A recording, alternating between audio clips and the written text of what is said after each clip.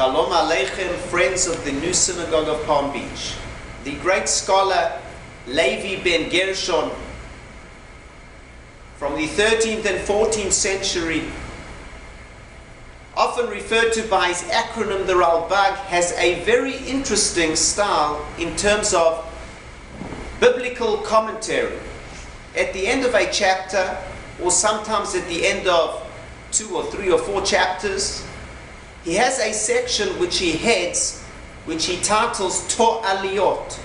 Tor Aliyot means benefits, where he summarizes the basic morals, ethics, lessons that one can learn from the preceding chapters. And I found myself over the last number of weeks looking at various sections of the Torah in a similar fashion, without focusing on any particular aspect or incident, really focusing on the story as a whole and trying to understand and get what the main purpose and the main message of that section of the Torah is.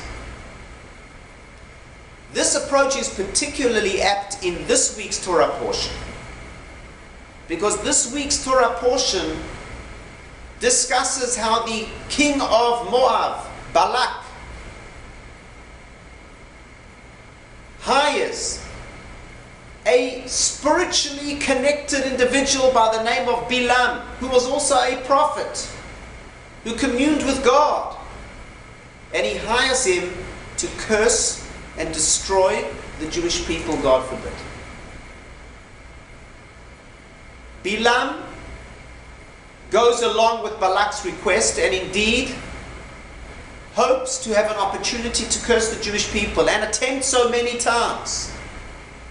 God miraculously prevents him from doing so, and in the end God forces Bilam to in fact bless the Jewish people. And the glaring question is, what is the moral? What is the ethic? What is the philosophical principle that we are to glean from this section of the Torah? This is not the first instance of the enemies of the Jewish people trying to destroy them. Esau tried to kill Jacob, and the Egyptians afflicted the Jewish people. And the Amalekites attacked the Jewish people as they left Egypt. And Sichon and Moab also attacked the Jewish people.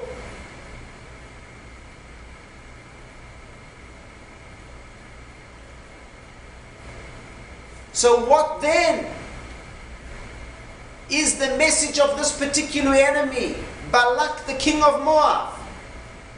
Why does the Torah have to relay another incident of a nation and individuals with evil intent trying to destroy the Jewish people?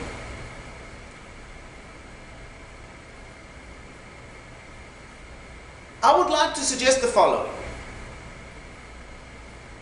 Typically we find that all the preceding enemies of the Jewish people were either atheists or idolaters. From Esau, who denied the existence of God and said, Lama li zeh bechorah, what only the firstborn right for? There's only this physical existence. To the idolatrous Egyptians, they were all either atheists or idolaters. However, this enemy of the Jewish people is a different type of enemy. This enemy is Bilam, who is a prophet, who communes with God, who knows of God's existence, and therefore, I believe, could be declared a monotheist. He's a spiritually connected person who knows of the existence of God, and perhaps even a monotheist. And yet, he is an evil person whose purpose is destruction, whose purpose is to see others' misfortune. And herein lies, in and of itself, a fundamental message. You see, a person who is a monotheist and spiritually connected is not necessarily good. Those are not synonymous concepts.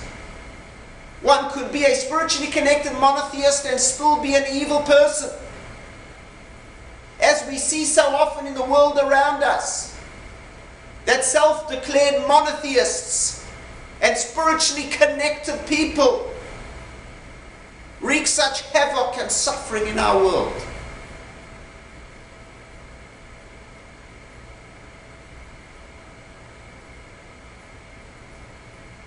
And the Medrash Tanchuma explains to us, therefore, that spiritually connecting with God and even being a prophet and being a monotheist is not enough, is not the ideal of our Torah. It's to be that and to be good. Isaiah and Jeremiah lamented the downfall of Jew and non-Jew alike, explains the Midrash Tanchuma. In great contradistinction to the evil Bilam. And what makes him evil is that he wants the misfortune of others. You see, the definition of good in this context is someone who wants to benefit others, uplift others in society. This is what the Netziv of Volozhin, of Naftali Tzvi Yehuda Berlin, refers to in his introduction to the book of Bereshit of Genesis as the midah, as the trait of Yashar, to be straight. To be straight means I want your good and I want the good of all humanity, like all the forefathers, Abraham, Isaac and Jacob were. And it is so ironic that Bilam says the following, Mot nafshi mot yesharim. I want to die the death of who? Of the straight ones. Straightness means you want good for humanity, says Bilam. Even though I am a person who seeks the destruction and downfall of others, I want the destiny of the Yesharim, of the straight ones. My end should be like theirs. Friends, the message is clear. The Torah says we are to be monotheists, spiritually connected people. But spiritually connected monotheists that are yashar, that are straight, meaning that want the good of other people and upliftment of mankind.